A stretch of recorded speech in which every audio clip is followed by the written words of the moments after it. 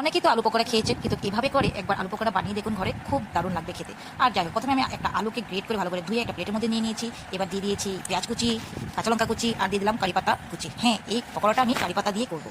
তারপর দিয়ে দিলাম বেসন, সুজি, এরপর দিয়ে দেবো এখানে 2 চামচের মতো ময়দা, তারপর দিয়ে দেবো এখানে স্বাদ মতো লবণ। এবার এক এক করে সব মশলা অ্যাড করে দেবো। তো মশলার মধ্যে থাকবে হলুদের গুঁড়ো, জিরের গুঁড়ো, ধনের গুঁড়ো আর কাশ্মীর লঙ্কার গুঁড়ো। আর হ্যাঁ, আমি এখানে গরম মশলার গুঁড়ো এখানে অ্যাড করছি।